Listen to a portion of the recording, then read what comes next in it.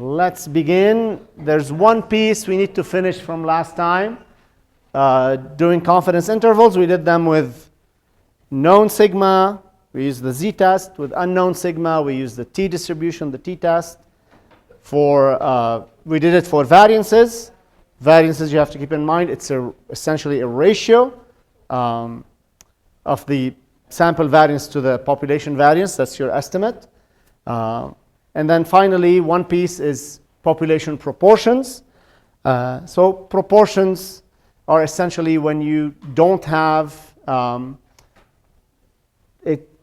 it's like you're counting something coming from a binomial distribution. For example, you're trying to get the mean, to estimate the mean of a population of coins, if they're fair or die, etc. So you start counting things discretely, but we're going to be approximating those with a normal distribution. And if you remember, when you have counts like this, the binomial distribution, and you have a success or failure, the binomial distribution comes to mind. But for certain conditions, we can approximate the binomial distribution as a normal distribution, and especially specifically when n times p hat is greater than 10, and n times 1 minus p hat is greater than 10. And here, p hat is the fraction of successes in the population, if you want, or which is essentially the probability of getting a success. So our population proportion, the true population proportion, let's say, you get all the population of coins, they have a 60% chance of getting heads, so that would be p. But in your sample, you might have 65% or 58%, so that would be p hat. And our objective is to go from p hat to make a confidence interval on p. We don't know what p is. So once you approximate the binomial distribution as a normal distribution, then you're essentially doing a t-test with that, a z-statistic with that. And the same confidence interval works here the same way we did it with our z-values for the normal distribution, except here that your sigma is, remember we had sigma over square root of n here for the error margin. So you have the sample mean plus or minus your error margin, which was z alpha over 2, sigma over square root of n. Here what changes going from binomial to normal, that sigma over square root of n becomes this guy. And technically here, we're using s for the proportion because we're using the proportion mean value, not the population mean value. So we really don't know anything about the population, but we're still going to use the sample proportion value p hat. And although we don't know the sigma of the population, we're still going to be using a z-test because the distribution is a normal distribution. And so that's the only thing that changes. We can still use our confidence interval script, but you have to be very careful about what you pass for the standard deviation.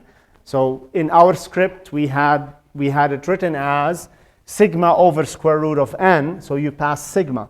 Over here, this whole thing is sigma over square root of n, so you're going to treat sigma as if it is square root of p hat times 1 minus p. So once we do the Python, that becomes clear. So be very careful when you do this in your exam if you're using the script we developed in class.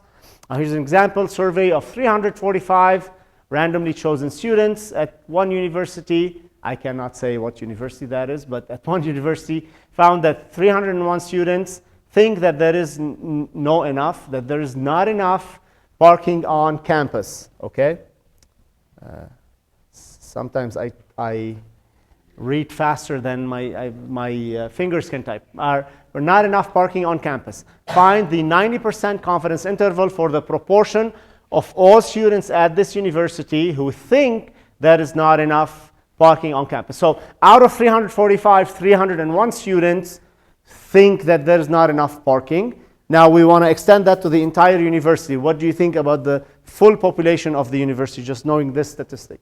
So I'll do this here on the slide, and then we jump on Python. So the first thing you do is you get your point estimate. That's equivalent to the point estimate for the mean or the point estimate for the variance or standard deviation. Here it's a proportion. The point estimate is 301 students out of 345. So that fraction, that sample fraction, so 87.2% of the sample think that there is not enough parking. With a confidence level of 90%, you get your alpha 0.1, you get your z alpha over 2, you build your error margin, and you get a confidence interval that the true population proportion that thinks there's not enough parking, we have 94% confidence that it's between 84.3 and 90.2% of the entire university population. Okay? So the way we do this with our Python script, I want you to grab that script, please. And we built it last Tuesday together. I'm going to move it here. And I think we left here. Yes, so you got that? No, that's not the one. Sorry, that's another one. Move. My bad. Of course, it doesn't move entirely, so I have to still move it like this. All right, it's this one right here. Hold on. Move to Crestron. Okay. So, oh yeah, I already have it typed up here too. Okay. All right, so I have n is equal to 345. That's my sample. My x bar, or my proportion, my p hat, let's call it p hat, is 301 over 345. So that gives me my p hat value. Okay, and let me look at the data again. Okay, and so let me put x is equal 301 if you want to follow the nomenclature we had on the slides. Now, here's the trick. Our confidence interval script takes in a standard deviation here, okay, and then it divides that by the square root of n. Okay, so we have to be careful what we are passing from based on our slides. Based on our slides, we're going to pass square root of p times 1 minus p, or p hat times 1 minus p hat over n. So instead of here, I'm just going to pass, I'm going to do s is equal mp dot square root of p hat times 1 minus p hat. Okay, show you the slides again so that you know what I'm talking about. So be careful, because that is a mistake that people can make. Okay, so we're passing only the numerator because our confidence interval script is going to divide that numerator by square root of n. Okay, although strictly speaking, going from binomial to normal, this whole thing is the standard deviation of that transition. So we're technically not passing the standard deviation, we're passing the numerator of the standard deviation. Okay? So just be careful about that. And then we can do compute confidence interval. And we had C, what was our confidence level? 0.9, correct? And so we got everything we need. I'm going to pass C, and then S. And then I have my sample size, which is n. And my sample mean, or the sample proportion, is p hat. And I run it. Which one are you going to pick? You're going to pick the z-test, not the other one. Okay, you're going to pick the z-test. They're very close in this case, but so the difference is in the fourth digit after the decimal. So this is the answer we got: 84.3%, 90.2%. Our population proportion, who thinks there's no enough there's no enough parking, right? There's about that with 90% confidence.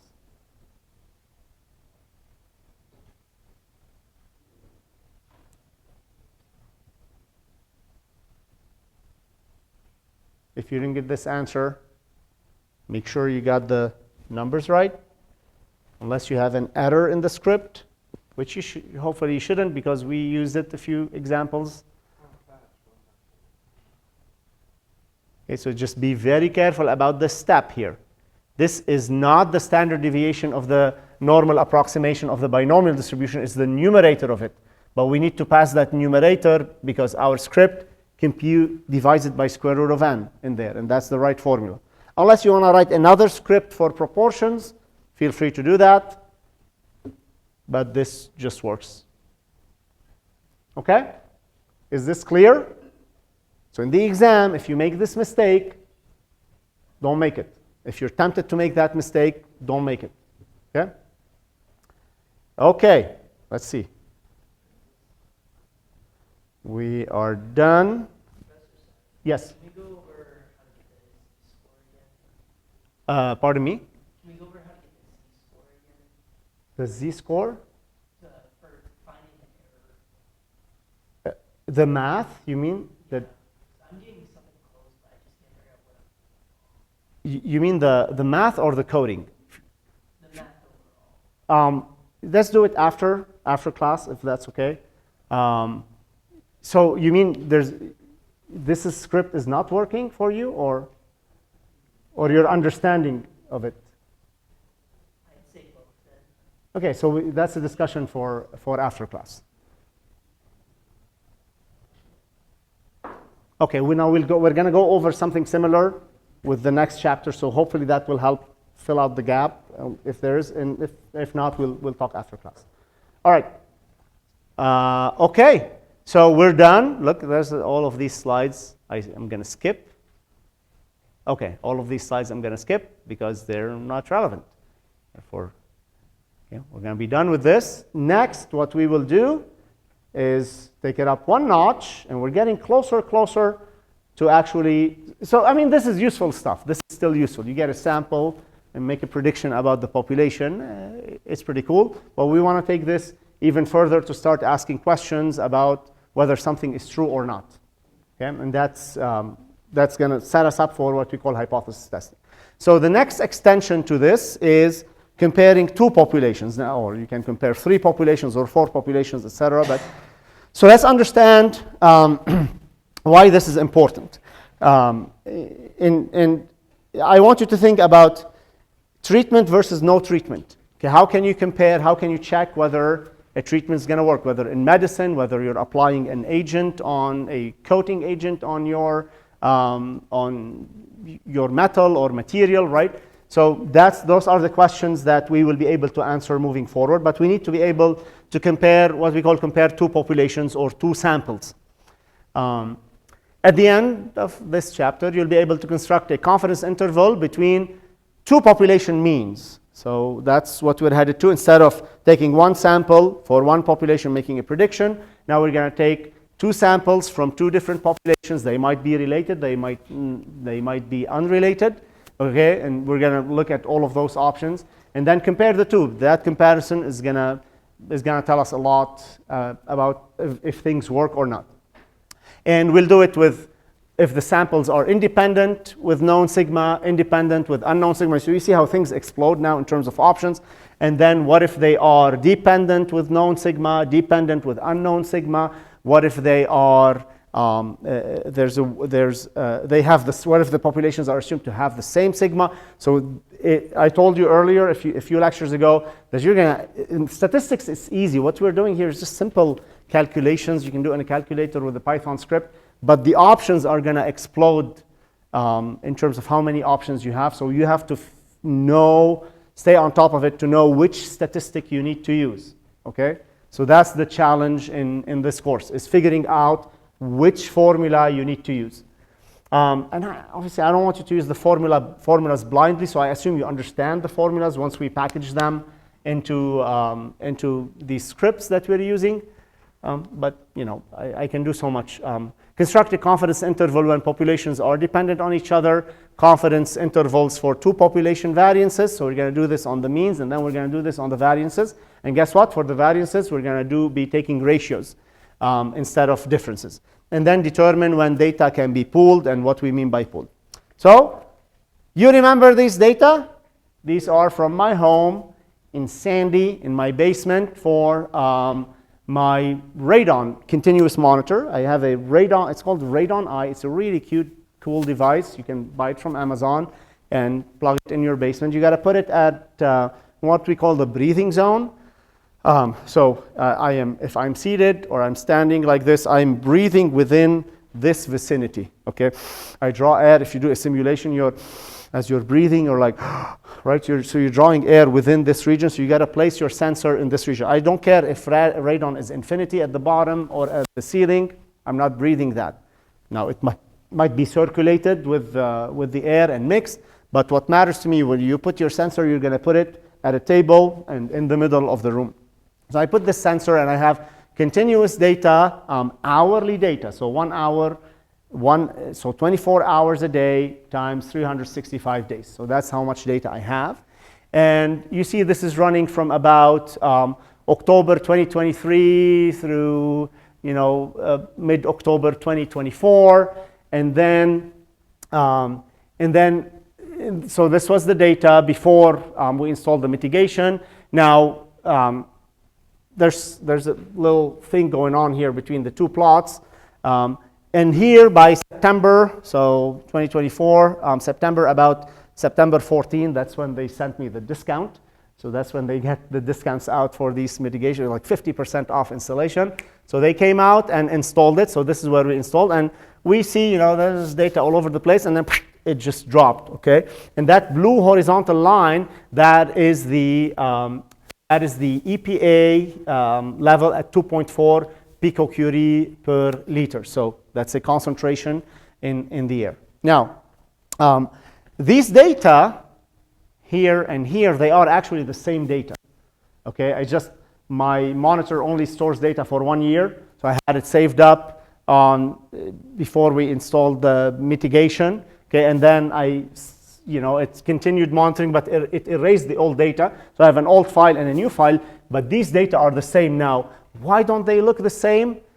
Because of the Y scale. Here it goes from 0 to like 25, 30, 25. Over there it goes to 60. Okay, so if I adjust the Y scale, then they actually look the same, right? So this peak is that peak, the second peak is that second peak, and this third one by 2024-05, right? It's those two peaks. So these are the same data, okay? These are the same data. And now if you look at this chunk over here, so 2024-11, 2023-11, if I wanted to compare whether my mitigation works, which data do you think I should compare? So before mitigation and after mitigation. But should I also collocate them? So if you look at this plot, you notice that in the winter month, the fall months, October, November, you see very high peaks going up to 60, 50. But then, because the way radon works, depending on atmospheric activity, we think there's higher pressure outside, it tends to push the radon. Higher pressure outside than the inside of your home tends to push the radon in, and then it comes through the cracks. But when there's low pressure outside, your house is slightly overpressurized compared to outside, then it tends to keep it in the ground. And where I live, it's called sandy because the soil is very sandy. So once we dug under the slab in the basement, it was just like sand, fine sand, like almost there's coral reef sand under there, like there was a previous beach, prehistoric beach. It's very, very sandy, so it's easy for the gas to just go through. And we're close to Granite, the Granite district, which in Granite we think it's the radioactivity from the granite causing the radon radioactivity, the radioactive gas coming in. Okay, so you could say, hey, how about we compare this to this?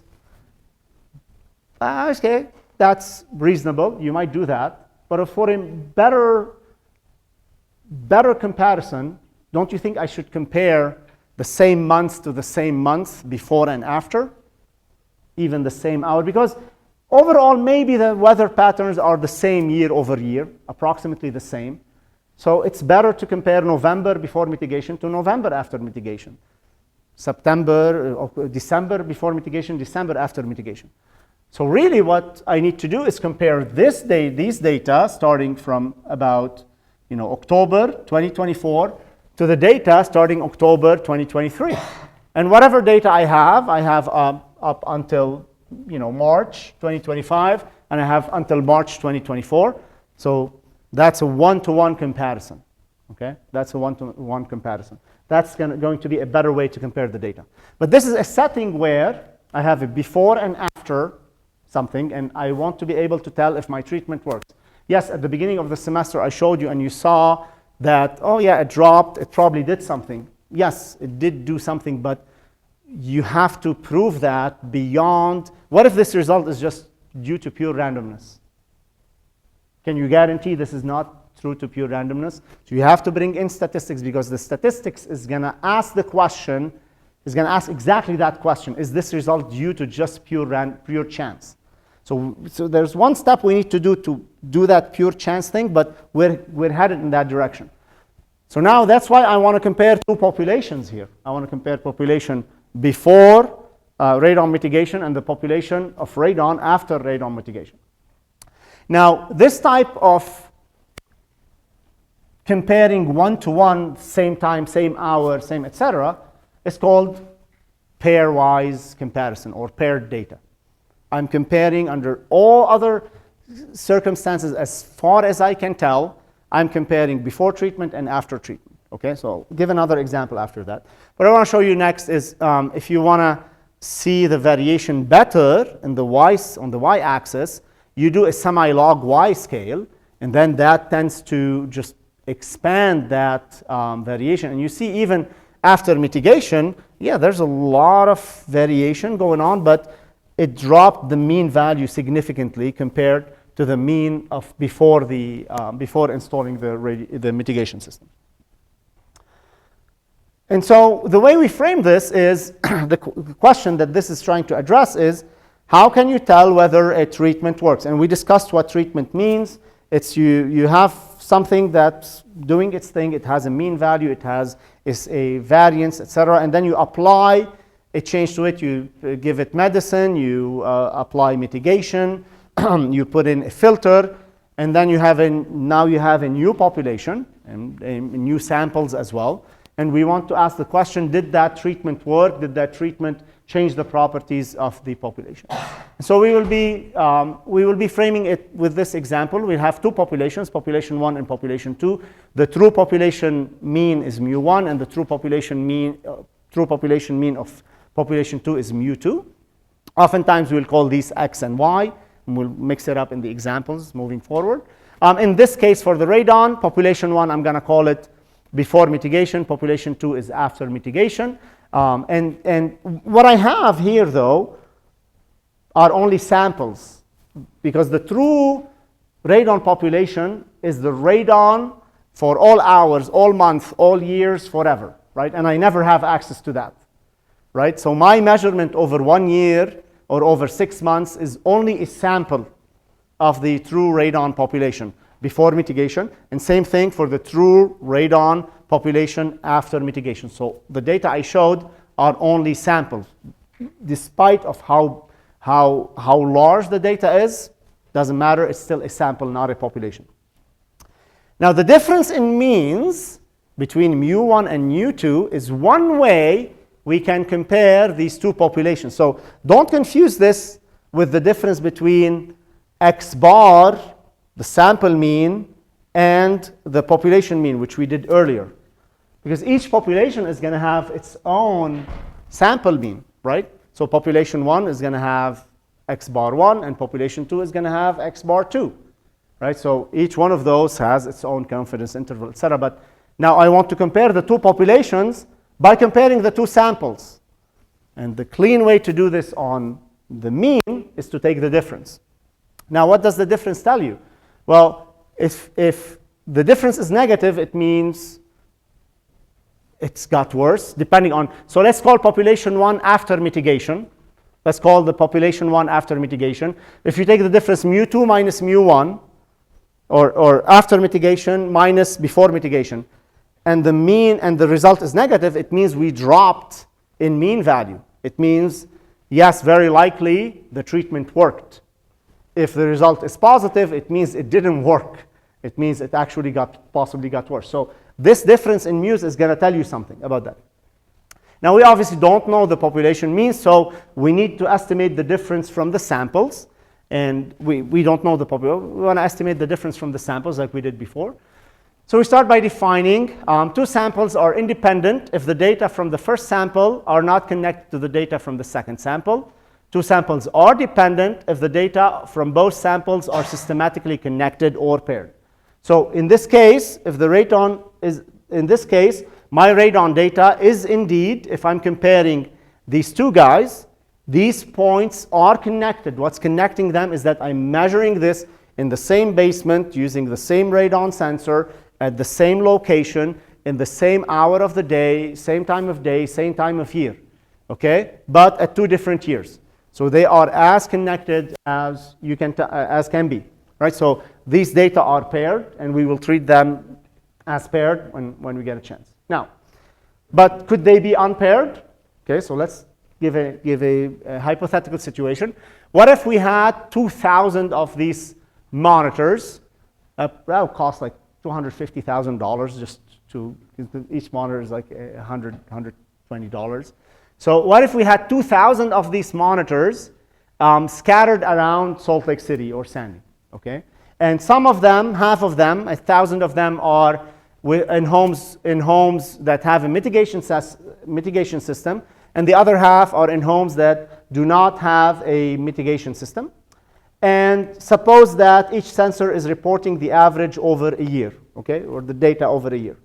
Now, if we were to draw samples from homes, okay, from homes in the city without a mitigation and compare to samples from homes with a mitigation system, would you think the data is paired or unpaired? Unpaired. Yeah, there's nothing connecting these. This is just we're picking different homes. They have different conditions. There's nothing connected to them. One, they might be in different zip codes. There's might be located different locations in the house. They are as unconnected as can be, and they are unpaired. So you have to do an unpaired analysis in this case. All right. Now this is going to mean different things for the statistics. Okay. So it's important to realize if your data is paired or dependent, or unpaired or independent. Okay. All right. We start with the first option. Comparing two that's the easiest option. Comparing two population means when we know sigma of the population, all right? So that's gonna essentially tell us we're gonna do a z-test. If we don't know sigma, we will do a t-test. So we learned that. But for independent samples, so the samples are disconnected from each other. All right, so here's my nomenclature. For population 1, I have mu1 and sigma 1. For population 2, I have mu2 and sigma 2. I do not know mu1, I do not know mu2, but I'm assuming that I know sigma 1 and that I know sigma 2. Sample 1, we're going to call it x, and it has size n1. And sample 2, we're going to call it y, and it has size n2. Okay? Now, the first thing we do is a point estimator. So the best point estimator for the difference between the two population means is simply the difference between the two sample means. So x bar minus y bar. All right? So if you take a sample from random homes with mitigation and then sample with random homes without mitigation, x bar minus y bar is our point estimator for mu1 minus mu2. Okay? Now there is, just like we did with the single population, there's obviously an error in this estimate. This difference is hardly equal to the difference between mu1 and mu2. Because if you take another sample, you're going to get a different difference. If you take another sample, it's going to be a different difference. So you cannot say that x bar minus y bar is equal to mu1 minus mu2. All you can say, this is a point, an unbiased point estimator, but we're going to bound that. Okay? Now, there's some math that we need to remember. On your homework, there's one problem that you need to address, and we're going to need this math because we're going to be doing some math. So I will remind you about the expected value. The expected value of what the heck function, whatever the heck function you want, h. E of h of x is defined as the integral of over the minus infinity to infinity, all of space, of h of x times the PDF of x. Okay, that's our definition for the expected value. We say that the expected value is a linear operator because the integral is a linear operator, and what that means is if you multiply your random variable by a constant, so the expected value of ax is going to be a new random variable. It's your original random variable multiplied by a constant. Okay, so that's a new random variable. But because that constant can come out of the integral, then you can say that E of AX is equal to A of EX. Okay? Another implication of linearity is that any linear combination of random variables, expected value of linear combination of random variables, is the linear combination of the expected values of those variables. So E of AX plus BY is equal to A of E times EX plus B times EY. Okay? That's because if you want to prove this, put it back in the integral. All right? Put it back in the integral, and you'll get this formula back. Okay? Now, what is not true is that when the product of two random variables, the expected value of the product of two random variables is not equal to the product of expected values. So the expected value of a product is not equal to the product of expected values. Okay? Be very careful about that. Unless X and Y are unrelated to each other or independent. Okay, now if they are independent, then E of their product, the expected value of their product, is equal to the product of their expected values. So this might resonate with some probability if you've done probability about independent events, and not the probability of the intersection is product of probabilities. Okay, so this is related to that. Now, the mean value is simply the expected value of X. We call that mu.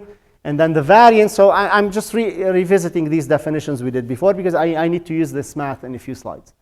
The variance of X is simply the expected value of X minus mu squared. And if you run the math with that a little bit, you expand the math, you know that the variance of X is the expected value of X squared minus the expected value of X squared. Okay, so keep that in mind. And var X is E of X squared minus E of X squared. And E is still a linear operator. So what this is going to imply now, the variance of the difference between two random variables is not equal to the difference in variances. Okay? Unless if X and Y are independent events, then this is true. You're going to prove this in your homework. Okay? And I'll give you everything you need. Don't use GPT or Gemini or Claude and whatnot, because you're not going to get that joy of the derivation. Okay? So you will prove this in your homework assignment, that the variance of the difference between two random variables is equal to the sum of the variances if and only if X and Y are independent. So that's important because we're talking about two independent samples here. So I'm going to need this in the next few slides. So that's why I derived this. Now we go back to our problem. So keep this in mind. Of all of this, this is what you need to keep in mind. Now var X, you know what the definition is E of X squared minus mu squared. Var Y, E of Y squared minus mu of Y, the mu for corresponding to Y. Okay, so let's get back to our population. We have population 1, population 2, mu1, sigma 1, mu2, sigma 2. Sample 1, we call it X, has sample size n1. Sample 2, call it Y, has sample size n2. Now, the confidence interval for population 1, sample, if I were to take just one sample from population 1 and get a confidence interval for mu1, it would be X bar plus or minus Z alpha over 2 times sigma 1 over square root of n1. Agreed? We know this. That's what we've been doing for the past 3 lectures, right? So that's my error margin for this population, etc. Okay. Now, confidence interval for population 2 is mu2 is between Y bar plus or minus Z alpha over 2 sigma 2 over square root of n2, correct? So the way you read this is that mu1 is between X bar plus or minus Z alpha over 2, etc. And mu2 is between this guy, given a confidence level C. Okay. So now I want to ask you, do you think you can build a confidence interval for mu1 minus mu2? Yeah. Given this information? It would be a very bad confidence interval. I don't know why it would be bad. You have the confidence for mu1, and you have the confidence for mu2. So can we maybe take the difference?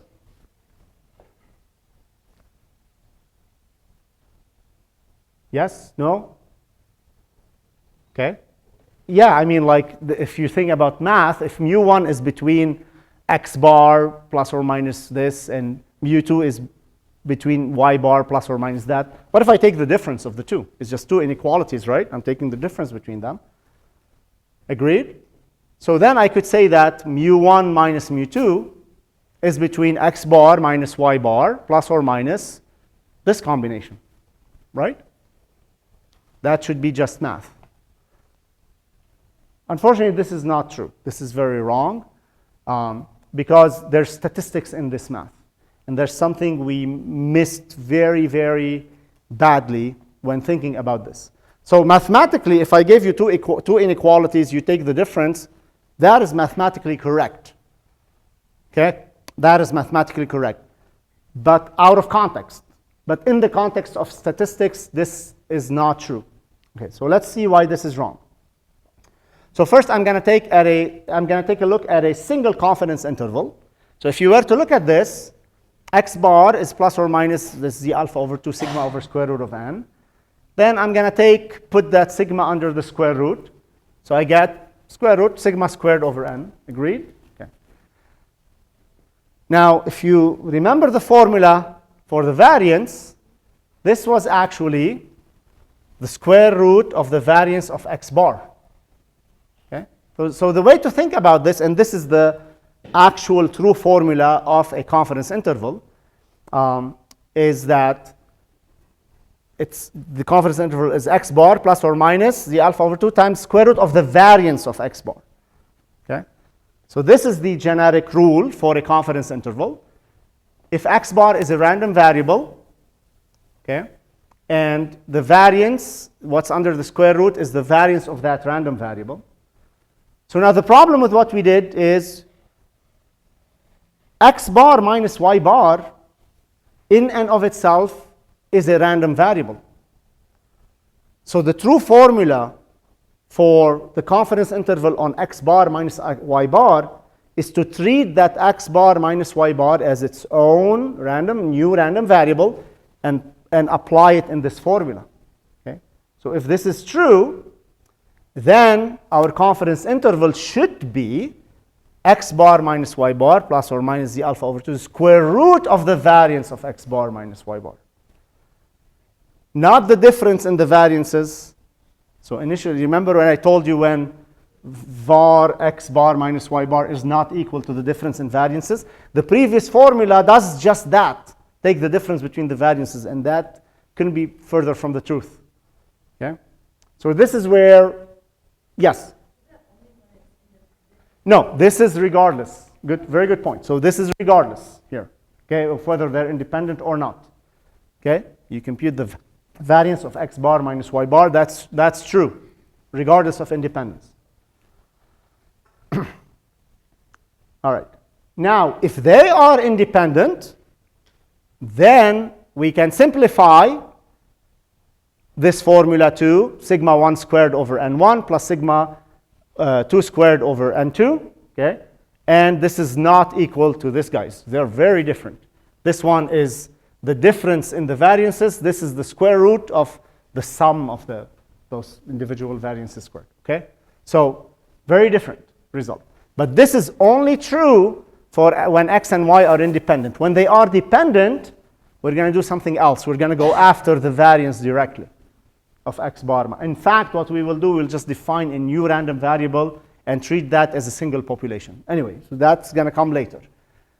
But when you're comparing two populations that are not dependent, that are not connected to each other, okay, this is your confidence interval and not this one. Okay, so don't be tempted to take confidence interval 1 of population for population 1, confidence interval 2, and take the difference. That's not correct. Okay? This is the correct way to do the confidence interval. And then, in general, for independent samples, now we have a new z-score. Now remember, x bar minus y bar is a new random variable. So if you were to take the formulas we worked with before, you can define a z-score also for that difference between the two samples and the two populations.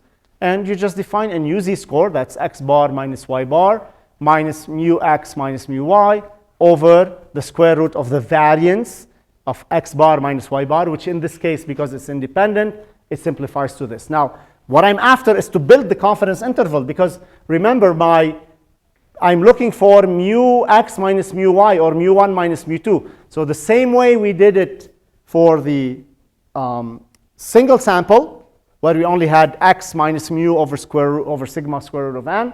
Now we have two of them. What I'm after here is that mu 1 minus mu 2. Okay? What I'm after is mu 1 minus mu 2. And then you build your confidence interval. It's based on the difference. So the difference between the population means is bound by the difference of the sample means plus or minus your error margin.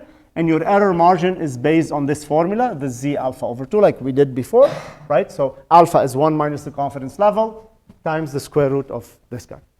That's it for two populations that are independent, right? Now this is going to be very powerful, because now I can compare things like before mitigation, after mitigation. What happened to my mean value? Yeah, I can see it dropped visually, but is this statistically significant? That's the question you want to ask.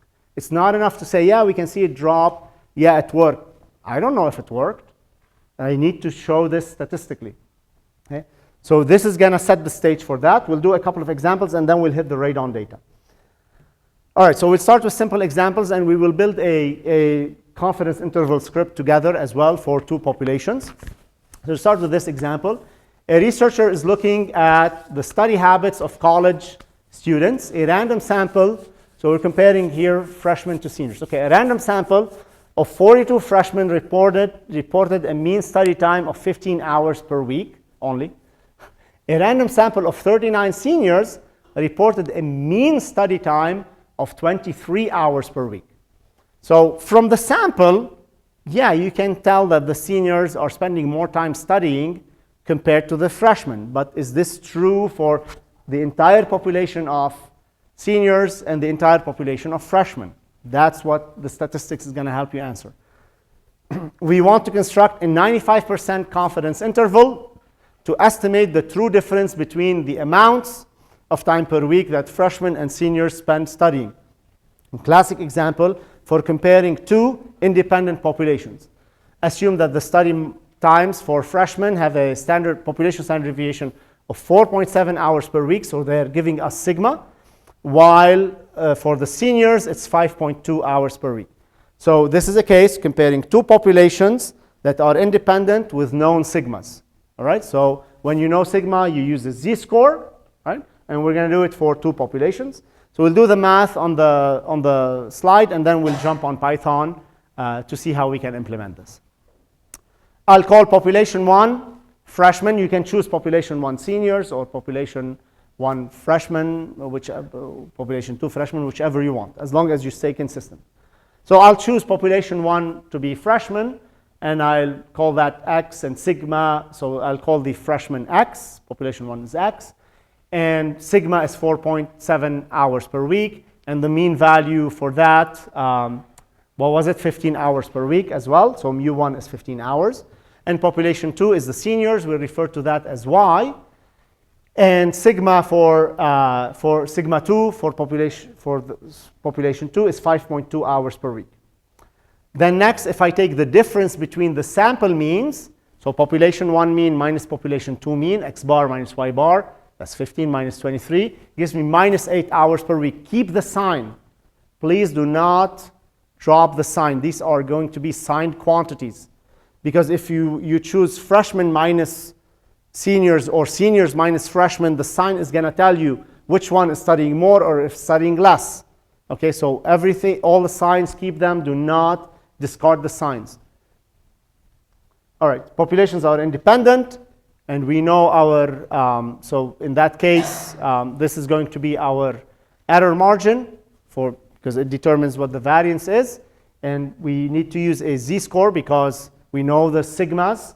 So we use a normal distribution, C95, alpha is 5% or 0.05, and Z alpha over 2 is 1.96. So we know how to do all of this.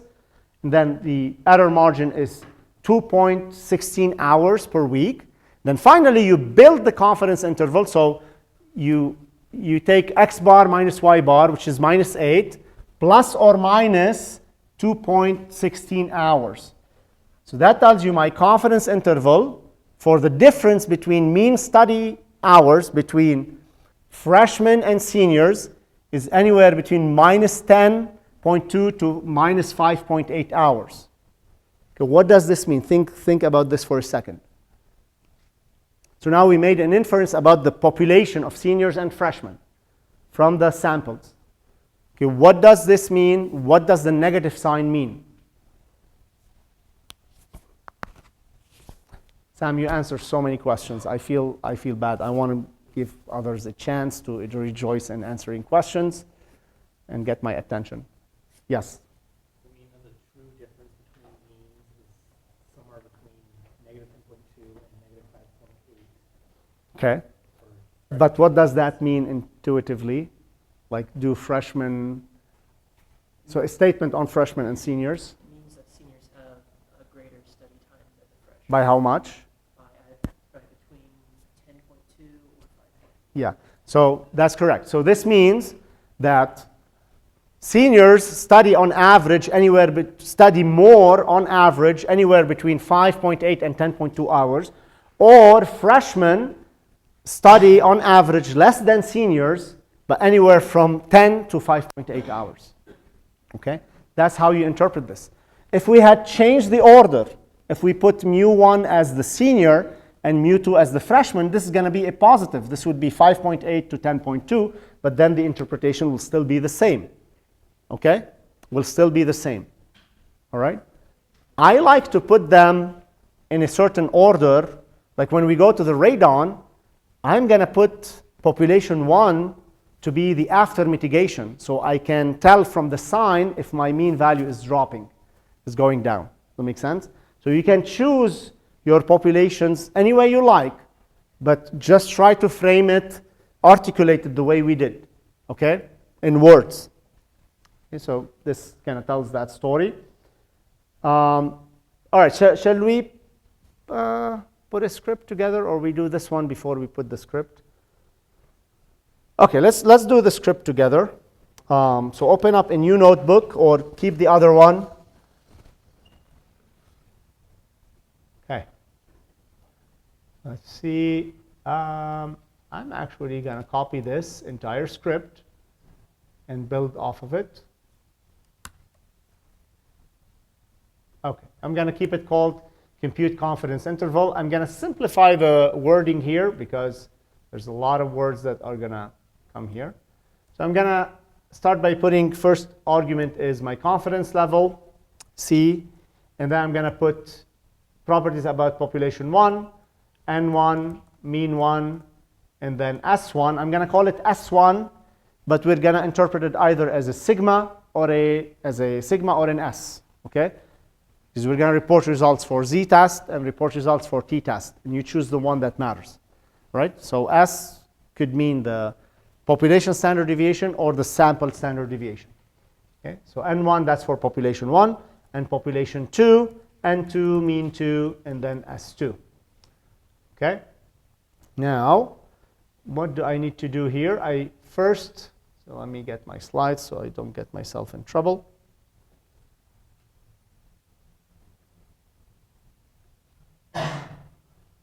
So I need to compute these quantities. So first I'm going to start by the difference in the means.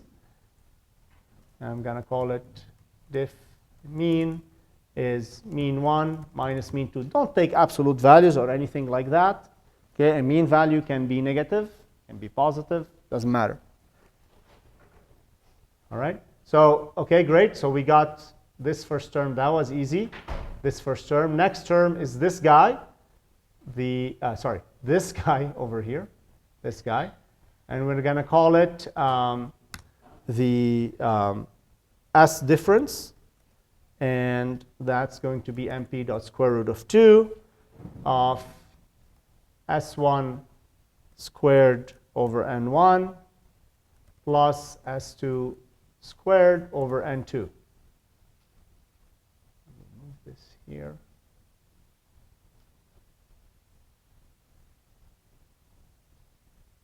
Just so I can see the formula. Okay, awesome. We're almost there. I am actually going to delete this. So alpha is still 1 minus c, which is great. And then I need z alpha over 2. And so I can get z low, that's the minus z alpha over 2. And that's this one, actually, these guys. I already have them. Look at that. Z minus or z low, let's call it z low and z high. Okay? So z low is minus z alpha over 2, so it's the z value where area to the left is alpha over 2, and the z high is area to the right is equal alpha over 2, and that's equal to minus z low. Minus z low. Okay? And then because I want to report the error margin, some problems will ask for the error margin. So that's my error margin. And okay, margin of error, let's call it E. That's equal z high times S diff. Agreed? So that's z alpha over 2 times the square root of S1 squared over N1 plus S2 squared over N2. Pardon me? Okay? And then finally, my CI confidence interval. My confidence interval for known CI, known sigma flow is equal to difference in mean minus E,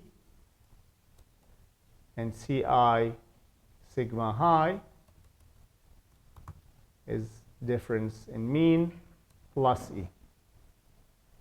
Correct? Okay, so that gives me the lower bound and the upper bound. And then I'm going to print known sigma. So that's going to be a z-test, right? Okay, so let's see here. What do I have? What can I steal from here? Okay, so let's steal these guys. Margin of error is E. Critical Z value is Z plus. And then my confidence interval. Actually, I can call it CI low. It's fine. And CI high. Okay, so that I don't have to type much. And all of this stuff, I'm going to comment out. We might need it later for when we do the t-test. Okay. I'll hang out here for a second so that you can copy. Yeah. Did I make a mistake? No, just a question. How do you comment out of Oh, yeah, command, it depends on your, yeah, if you're on PC. So for me on a Mac, command / or command /. So it comments and comments. Okay, for Windows, control / Yeah. Great question. Yeah, once you get to use the mouse less, you can be pretty effective with coding. Okay, are we good? Should we try this problem now here together? No, I'm sorry. All right.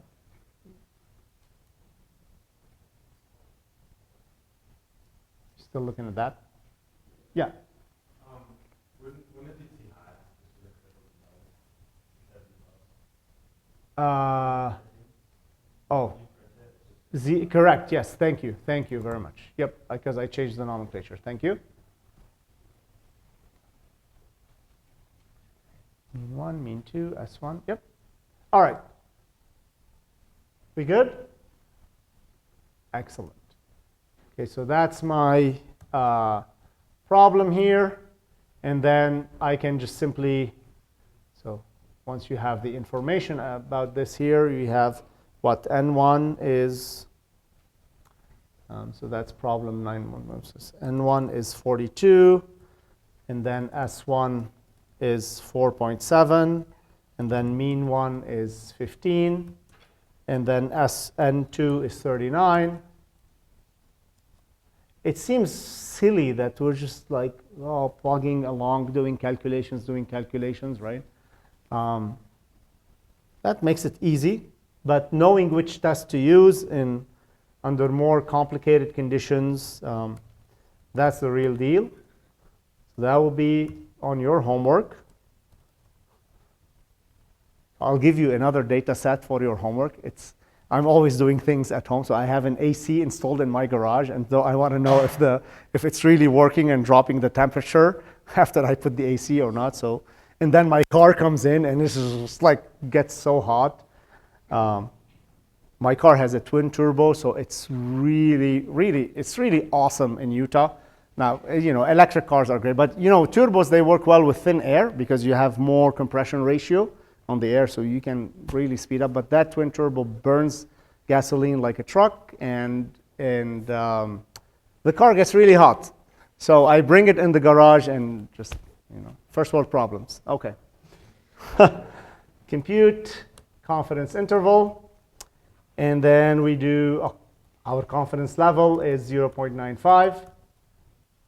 Okay. C, N1, mean 1, S1. N2, mean 2, S2, and Z plus is undefined. So it looks like one of them snuck out. Oh, I didn't execute this, I think. All right, there you go. It worked. We got the same answer, minus 10.2, minus 5.84. Okay? You got that answer? Times 5.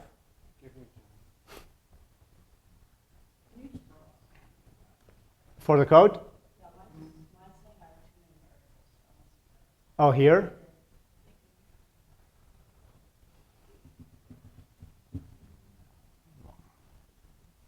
If I delete these, then I can satisfy both populations who want to see this problem and who want to see the code, maybe. Or I can do this. Can you still see?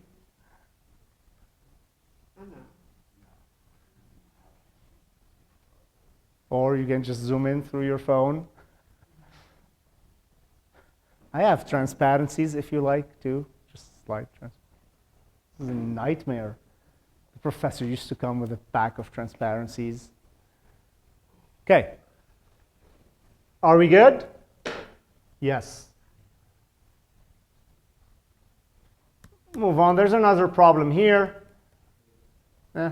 An automotive repair shop advertises that using a fuel additive will decrease the wear and tear on an engine. It's like, imagine like that flailing arm guy with the fan, and it's like, put this additive and your engine will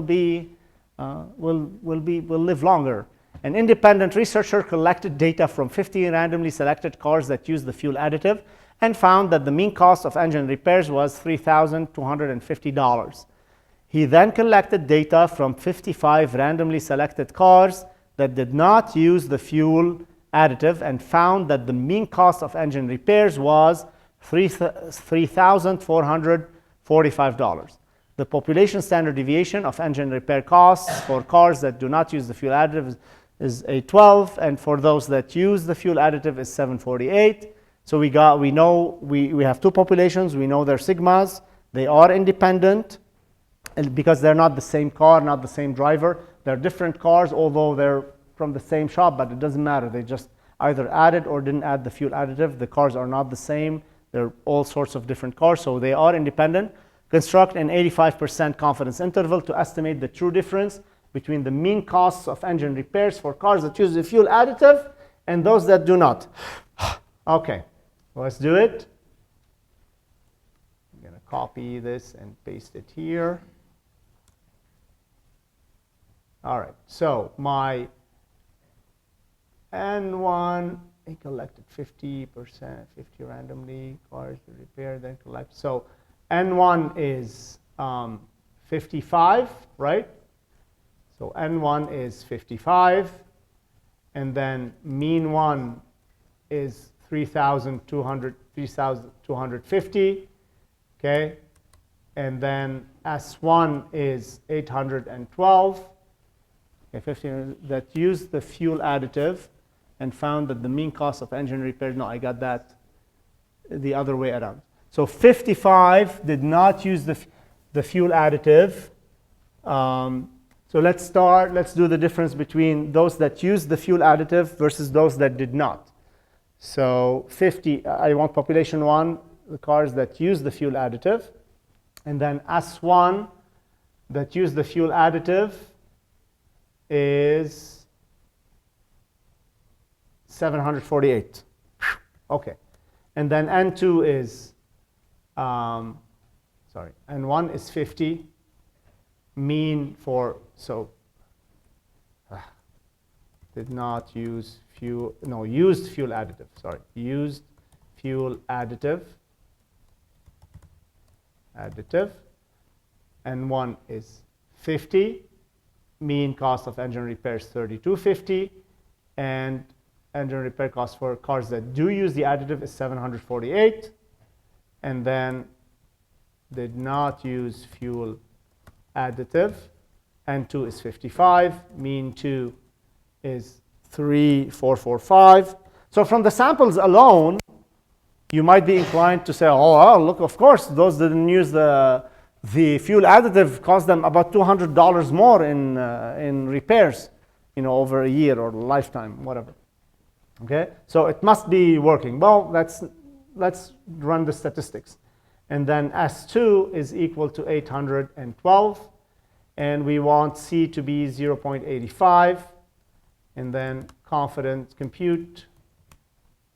interval, we're going to give it C, then N1, mean 1, S1, N2, mean 2, and then S2.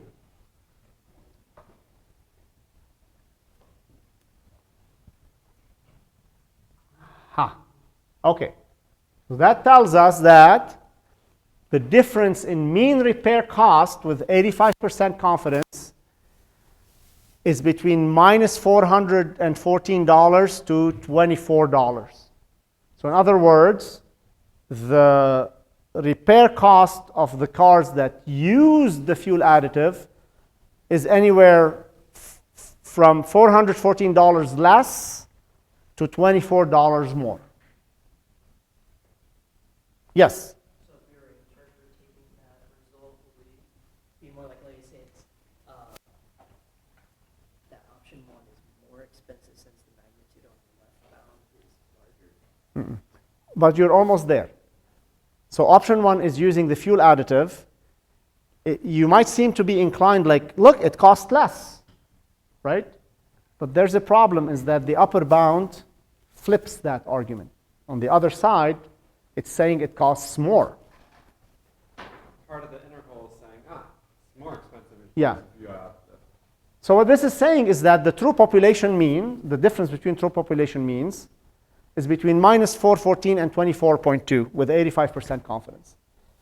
But there's a chance that they're equal because there is 0 in that interval. You're changing sign from minus to positive. So there's a chance that the true population mean is right at 0.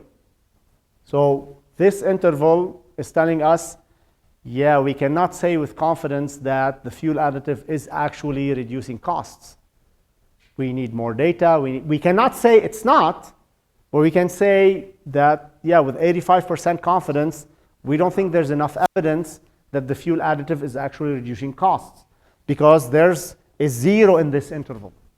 Okay? There's a 0 in this interval. Okay? Now, I set up this problem, or they set up this problem, so that you show this case.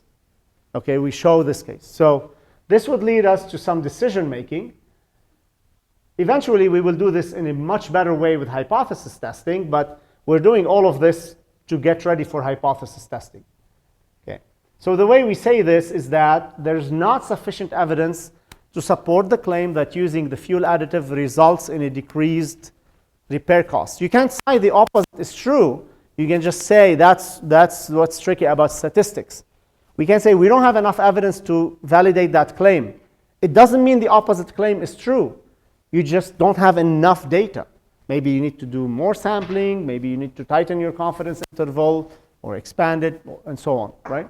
So if you increase your confidence level, okay, it's going to get wider, right? Because you need to capture, so that difference is going to get larger and larger, and the zero is still going to be there, okay?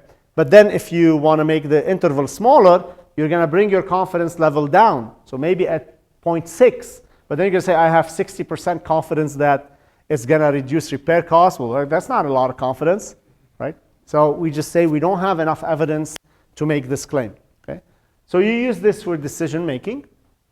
If the confidence interval does not include 0, then you could say that there is statistically significant difference between the two population means. And so when we say statistically significant, we're bringing in randomness, because that Z distribution, we're looking at the probability in the tails, the probability of things not happening randomly, all right? So yeah, that's what statistically significant means. We've taken all best considerations into account to estimate, to do our confidence interval. If the entire confidence interval is positive, then mu1 is greater than mu2. If the entire confidence interval is negative, mu1 is less than mu2. And depending on your choice of mu1 and mu2, I always like to choose my population 1 in a way so that my interval is negative. So if I'm reducing blood pressure, if I'm reducing radon, I always choose my population 1, the one that I expect to have the lower mean. So that when my confidence interval is negative, I'm like, aha, I reduced the mean value. If the confidence interval contains a 0 in it, then we say we lack enough evidence to conclude that there is a significant difference, okay? So next, obviously we don't always know sigma. So we're going to estimate sigma using what? Sample standard deviation. When you use the sample standard deviation, you switch from the z-score to a t-score. That's the single difference we will need to make. And so the same way we did the analysis for the z distribution, now we have a t value, and everything stays the same, except now, instead of using sigmas here, which we don't know, we're going to use the sample standard deviations, all right? So we got everything primed and ready, and there's only one trick here, though, is that you remember that the t distribution depends on alpha and n. But now I have two samples. Which n do you use? Yes? No? If they're equal, great. If they're not equal, which one do you use? So some people say use the smallest n. That gives you the most conservative estimate. So it's going to widen the interval, it's going to get a little worse, right? Some people, there's a few different formulas. So the formula we will use is this one, the minimum of the degrees of freedom of sample 1 and sample 2. Okay, there are other formulas that you can use, and that's fine. But this is the most conservative option you can use. So you're choosing the worst case scenario of these two samples.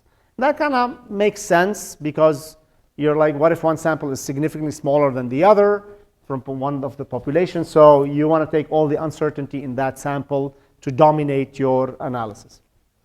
All right, so with this change, with our script, all we need to do copy paste and change from the normal distribution to a t distribution. Okay, so we'll do it with an example.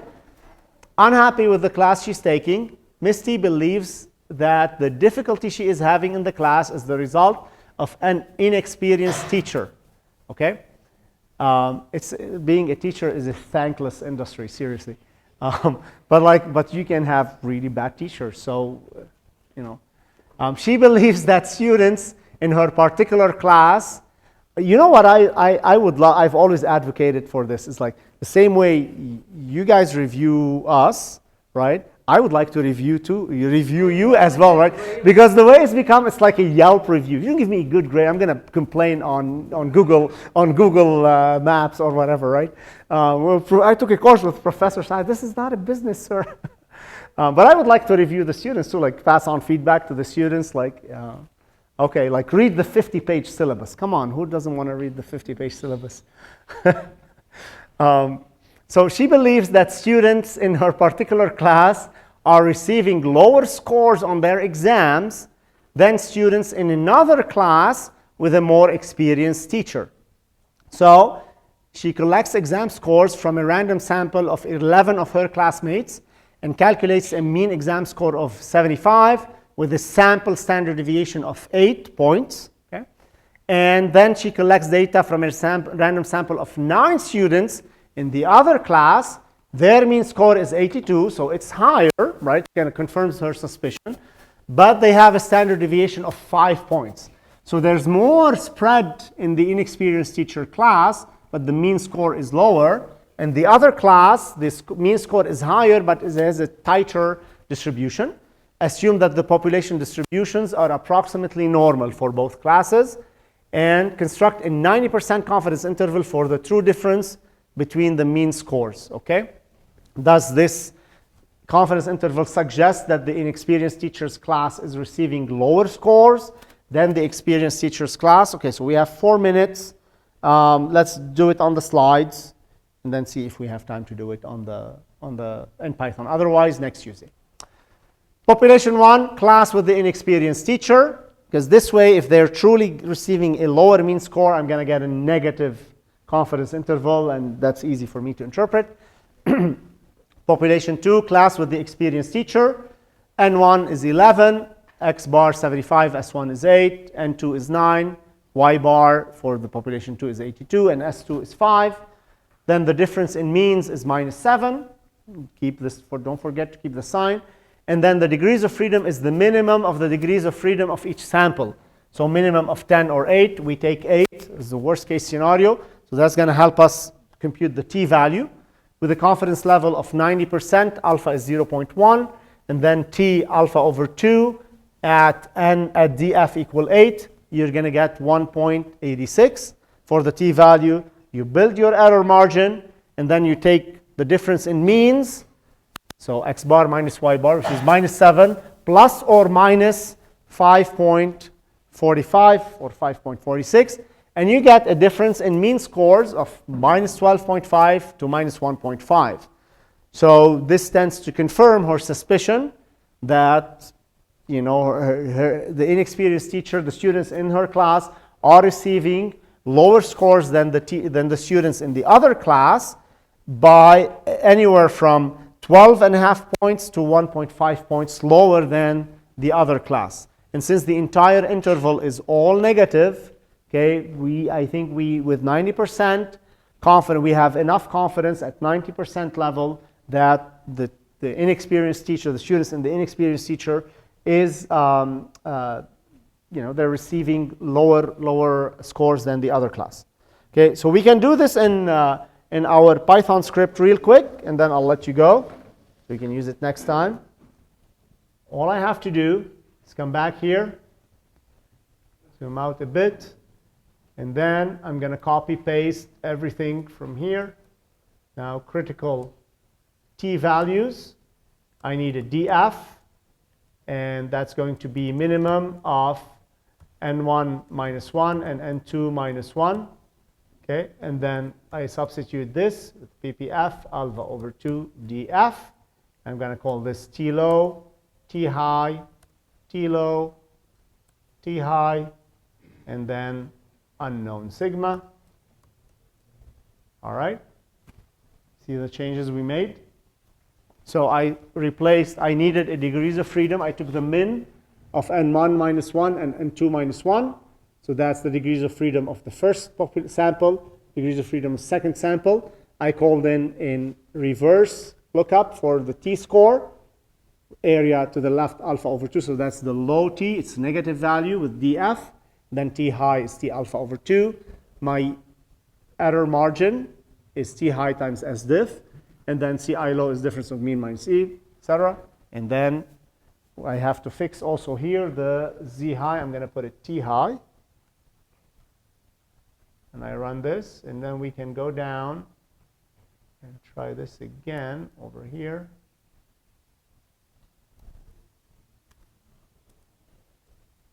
And so what was it? N1 was equal to, let's see, 11. Oh, I got them here. 11. Okay, N1 is 11, mean 1 is 75, S1 is 8, and then N2 is 9, mean 2 is 82, and then S2 is 5, and then my confidence level is 0.9, right? And then compute confidence interval, and then I put in C, N1, mean 1, S1, N2, mean 2, S2. Drum roll, look at that.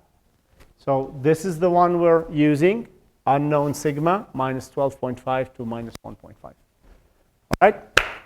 Have a great weekend. Godspeed. See you next Tuesday.